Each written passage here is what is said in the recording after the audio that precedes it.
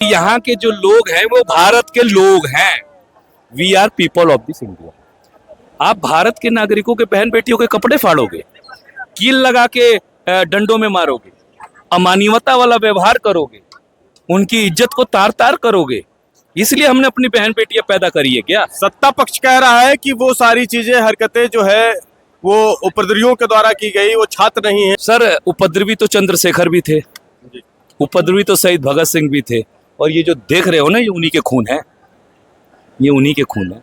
सुधार कर लो, इसमें तुम्हारी भी भलाई है और देश की भी भलाई है।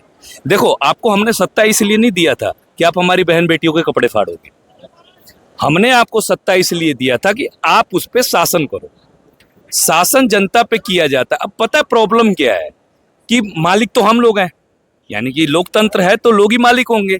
अब ये सेवक है। अब सेवक अगर नौकर मालिक के लिए कानून बनाने लगे तो उसे उतदंड माना जाता है। तो ये सेवक उतदंड हो गया है, इसको फौरन बदलने की जरूरत है। नया सेवक लाएंगे। नया सेवक में किसको आप प्राथमिकता देना चाह रहे हैं कि ये हटे तो कौन आए तो इससे बेहतर हो सकता है? क्योंकि कोई हटेगा आप नहीं, हमें ये जब ये आएगा ना पार्लियामेंट में, इसको प्रॉब्लम पता है कि जनरल बोगी में कैसे आया जाता है, उसकी दशा कैसे सुधारी जाएगी। जब पेशाब लगे तो लैट्रिन में भी बच्चे घुस घुस के जाके पेपर देते हैं 12-12 घंटे बेचारे ऐसे ही खड़े रह जाते हैं, लैट्रिन पेशाब दबाए। जरा इनके बच्चे क्यों नहीं जाते पूंजीपतियों के?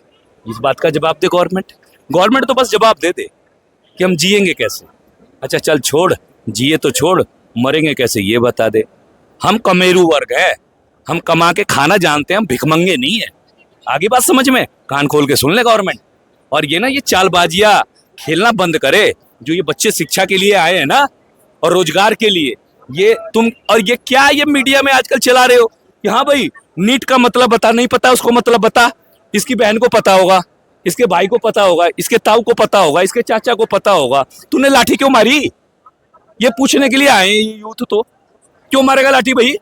हमें आतंकवादी कहेगा, हमें उपद्रवी कहेगा, और तू वहां पे सत्ता की लालुपता का राज करेगा? ऐसा नहीं चलेगा।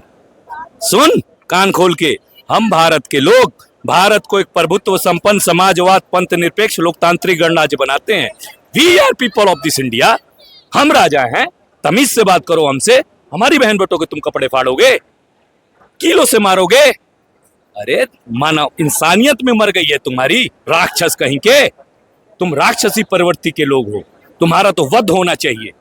और ये वध करने वाली ये सेना है, तुम्हारा नाश तय है, आज नहीं तो कल होगा।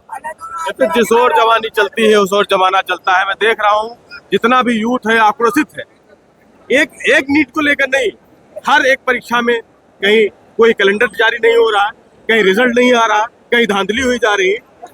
एक 10 बाई 10 के कमरे में जो रहता है, एक कमरे में 2-2 बच्चे रह रहे हैं, 3-3 बच्चे रह रहे हैं, 4-4 बच्चे रहे, कैसे सर्वाइव कर पा रहे हैं? और उनको जब पता चलता है कि भाई साहब 1 साल फिर ऐसे ही रहना है। अब हम आपको इसका एक उदाहरण देते हैं।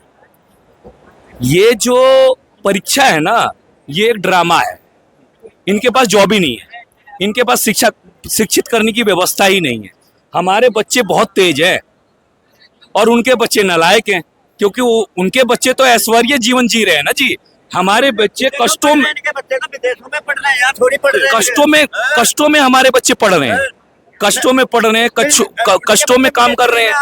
तो धीरे धीरे ये क्या कर रहे हैं कि ये भौतिकवादी लोग हमारे सारे संसाधनों पे कब्जा कर रहे हैं, और संसाधनों पे कब्जा करके, और अब बच्चे हमारे शिक्षित हैं।